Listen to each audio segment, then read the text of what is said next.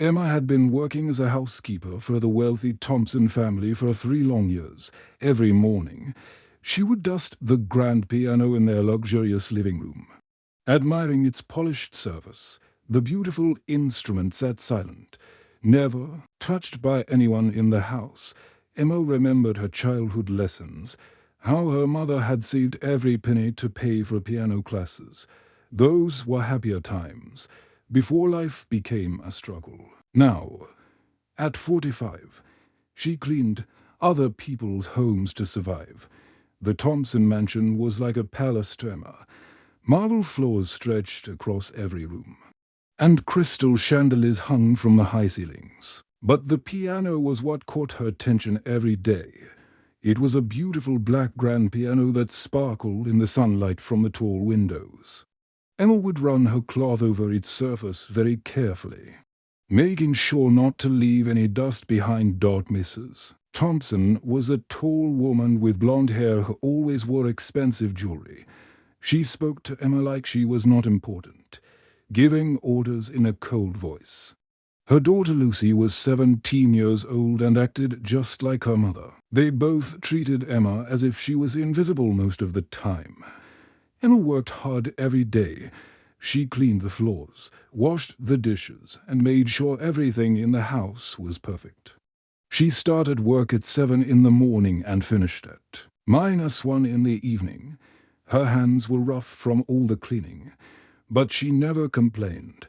She needed this job to support herself and help her son James. One quiet afternoon, while the family was supposed to be out, Emma couldn't resist. She sat at the piano bench and began to play a gentle melody from her memory. The music filled the empty room like sunshine breaking through clouds. Her fingers moved smoothly across the keys, playing a song her mother had taught her many years ago. The melody was soft and beautiful, filling the quiet house with warmth. Emma closed her eyes and remembered being a little girl, sitting next to her mother on their old piano bench. Those were the happiest days of her life. For a few minutes, Emma forgot about her troubles. She forgot about the long hours of cleaning and the way the Thompson family treated her.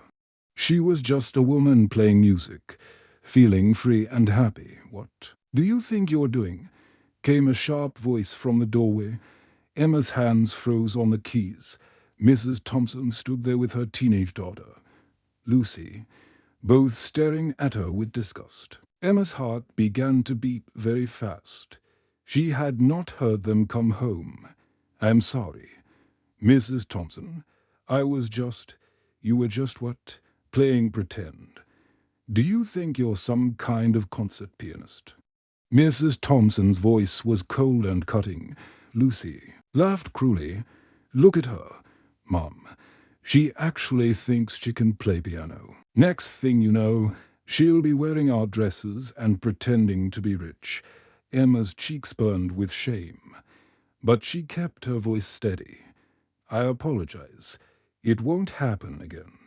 Mrs. Thompson walked closer to Emma, her eyes full of anger. "You have some nerve, sitting at our piano like you own it. This piano costs more than you make in 5 years. How dare you touch it with your dirty hands? It certainly won't happen again. You're here to clean, not to touch things that don't belong to you. Remember your place," Mrs. Thompson said. Pointing her finger at Emma. Lucy continued to laugh. "Did you hear how she was playing? She probably thinks she's good at it. How embarrassing." Emma felt her eyes begin to fill with tears, but she did not let them fall. She had learned to be strong after many years of hard times. She stood up from the piano bench and walked back to her cleaning supplies. "I understand, Mrs. Thompson. I'm very sorry. I was wrong to touch the piano," Emma said quietly. Mrs. Thompson was not finished. "If I ever catch you doing something like this again, you'll be looking for a new job.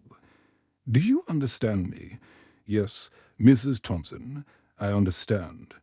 Emma nodded quietly, returned to her cleaning supplies, and continued to work. But inside, Her heart was breaking. She thought of her son, James, and how hard she worked to give him a better life. This humiliation was worth it if it meant he could have opportunities. She never had daughters. Emma cleaned the rest of the house.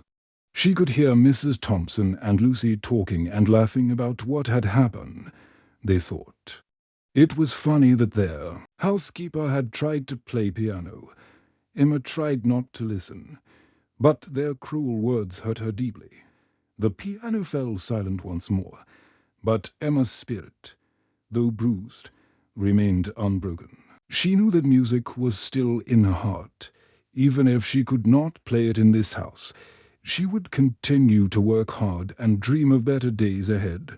That evening, Emma returned to her small apartment. Exhausted but determined, she looked at the framed photo of her son James on the kitchen table. He was her pride and joy, the reason she endured every difficult day. The apartment was tiny, with just one bedroom, a small kitchen, and a living room that barely fit a sofa and a television. But Emma had made it cozy with flowers from the market, and pictures of James from when he was a little boy. The walls were thin, and she could hear her neighbors talking. But it was home. Emma sat down at the kitchen table and opened her purse. She counted the money she had earned that day. Just like she did every evening, every dollar was important. She put most of it in a jar marked music school fund and kept only enough for food and rent. 8 years ago, Emma had been a young mother with big dreams. She had been studying music and working part-time when her husband died in a car accident. Suddenly, she was alone with a baby and no money. She had to make a choice: pursue her dreams or secure her son's future. She chose James. Without hesitation, Emma remembered those early days clearly. James was only 6 months old when his father died. She had been studying music at the local college, dreaming of becoming a music teacher. But with no money coming in and a baby to feed, she had to quit school and find work immediately. Emma took any job she could find: cleaning offices, washing dishes, caring for elderly people. She worked 3 jobs some weeks, sleeping only 4 hours a night. But she made sure James had everything he needed: good food, clean clothes, and most importantly, a good education during those difficult years. Emma would sometimes sit in her small apartment late at night, humming lullabies to James. She would dream about playing piano again. But there was no time and no money for such luxuries. Her hands became rough from cleaning, but she never forgot how to play. When James was 5 years old, Emma bought him a small keyboard from a thrift store.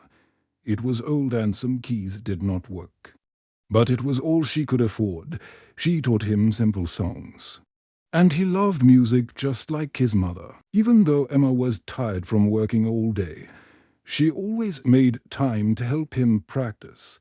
What the Thompson family didn't know was that James had become a successful businessman. He owned a technology company and had been begging his mother to retire for years. But Emma was proud and independent. She didn't want to be a burden to anyone, not even her own son. James had started his company 5 years ago. He created computer programs that helped businesses work better.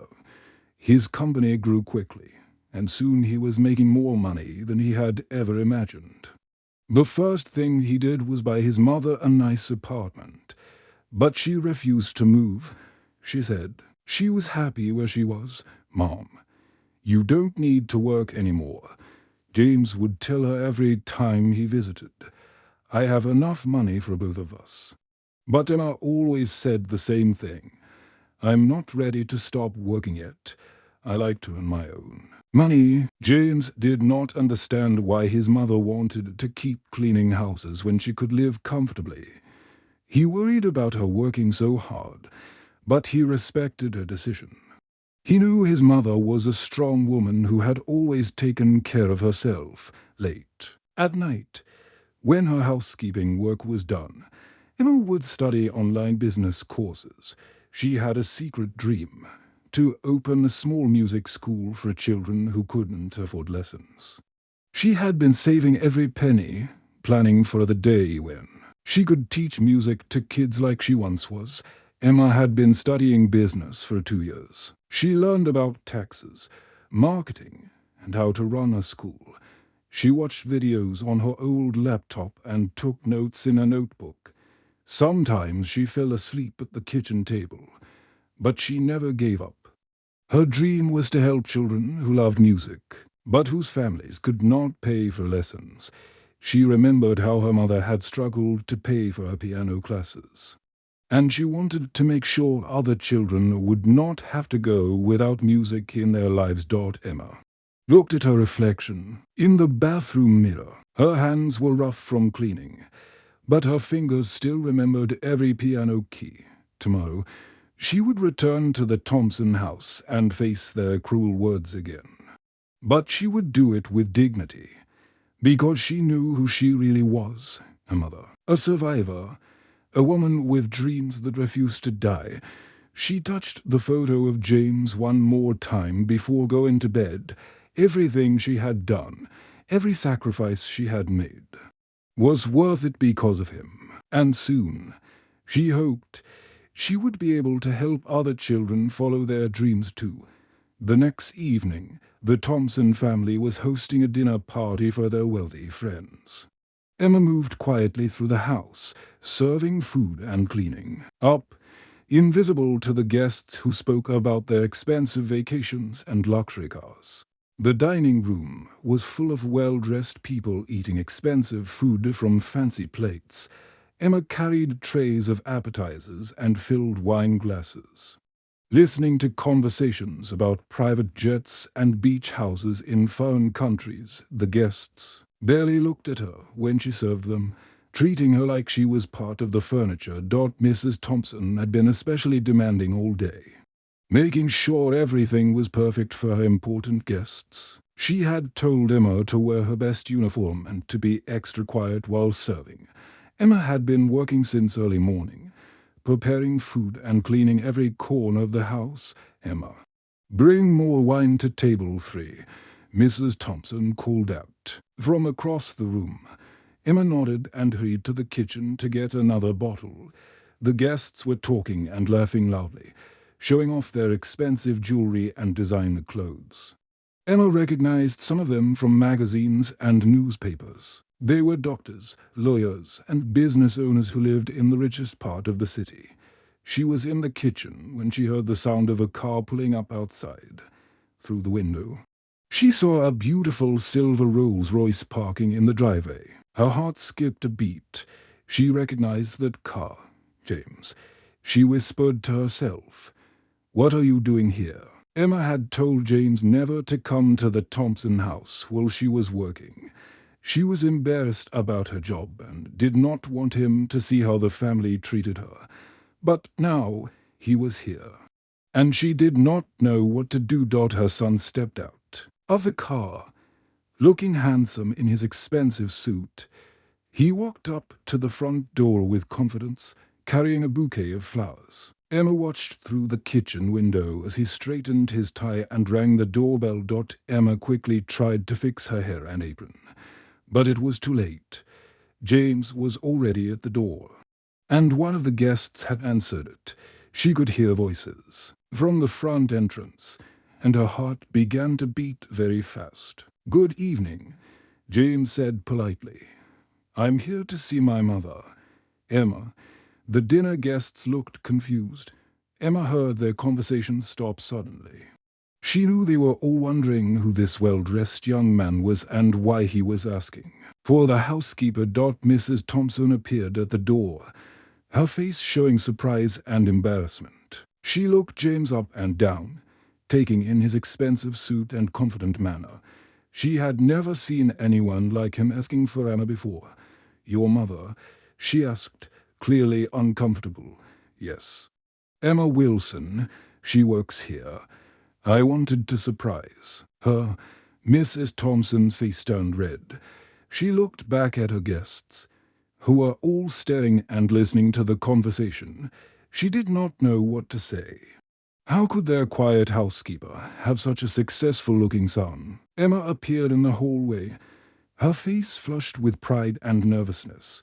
"James, what are you doing here?" James smiled when he saw his mother. He did not care that she was wearing her work uniform or that her hands were wet from washing. Dishes, to him, she was the most important person in the world. He smiled warmly and handed her the flowers. "I finished my business meeting early and thought I'd pick up my wonderful mother and take her to dinner." The Thompson family and the guests stared in shock. This successful, well-dressed young man was the son of their housekeeper, the same woman they had been treating as if she were invisible. Lucy Thompson's mouth fell open. She could not believe that quiet Emma, who cleaned their house every day, had raised such an impressive son. The guests began to whisper to each other, wondering how they had missed this information. James looked round at the faces staring at them and began to understand the situation. His expression grew serious as he noticed his mother's discomfort. He could see that she was nervous and embarrassed, and he wondered why. "I hope everyone has been treating my mother with the respect she deserves," he said quietly.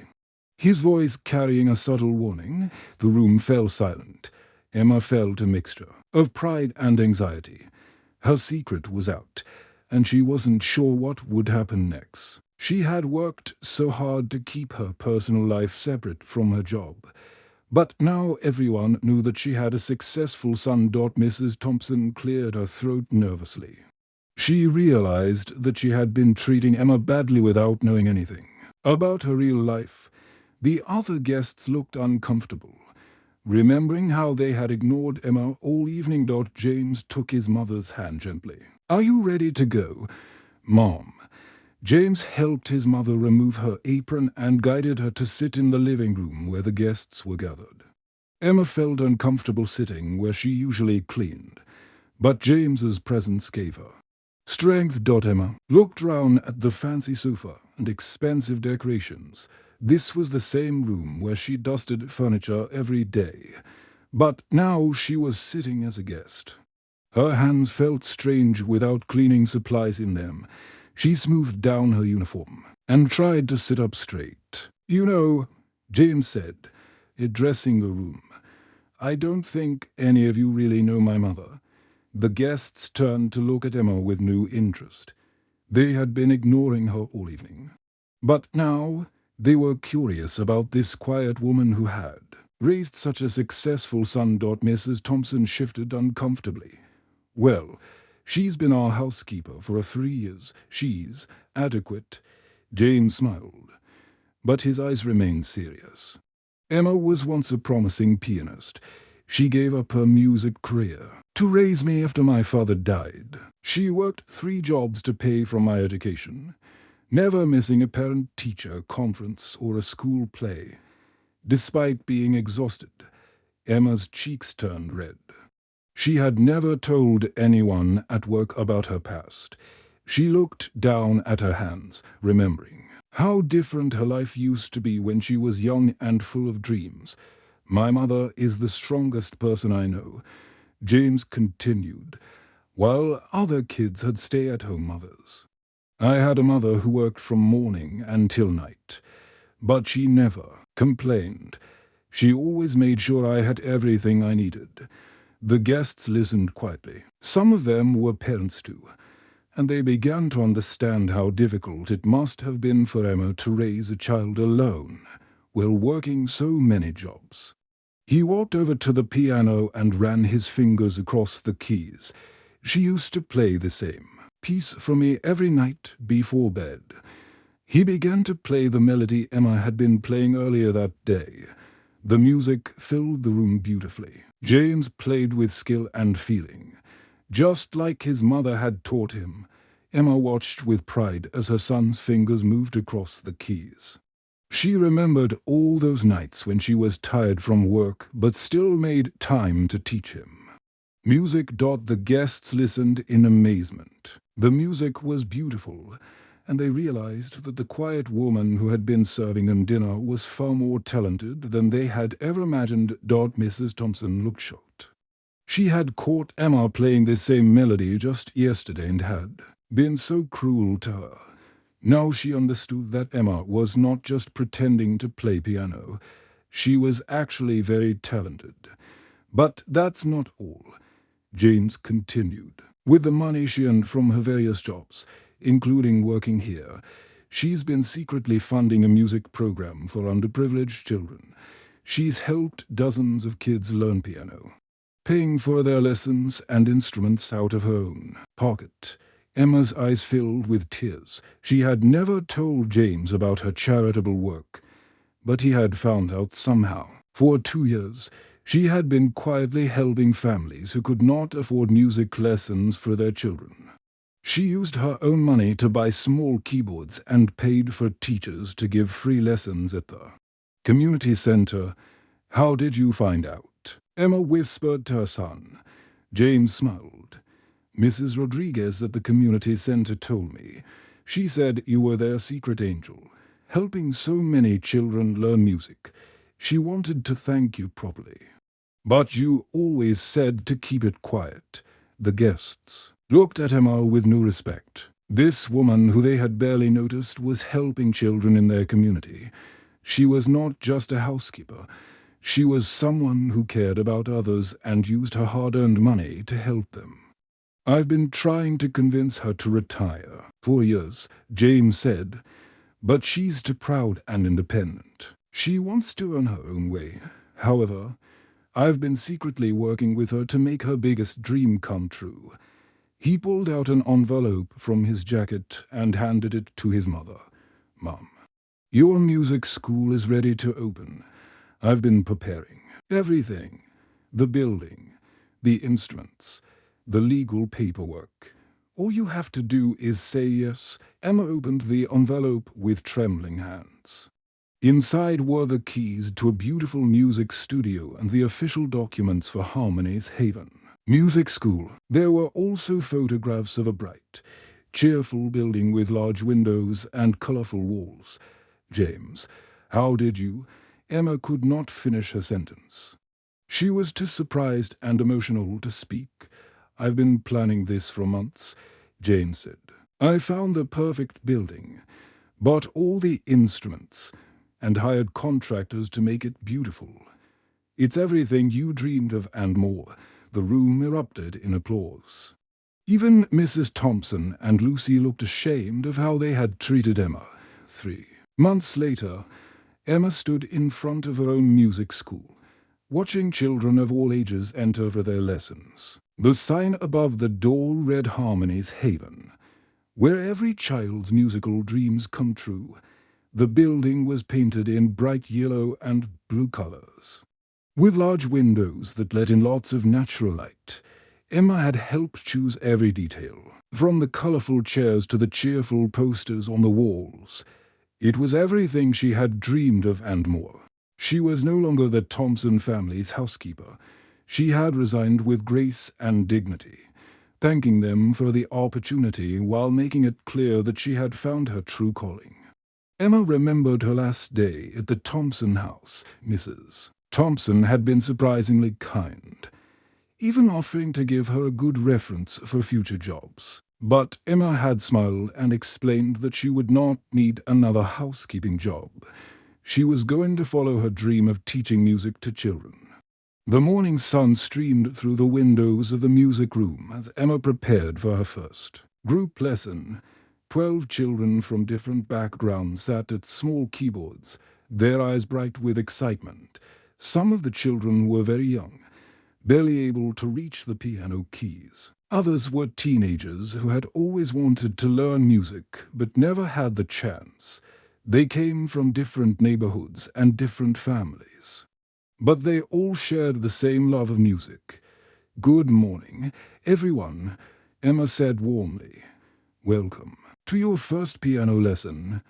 Today, we're going to learn that music has no boundaries. It doesn't matter where you come from or what your family does for work.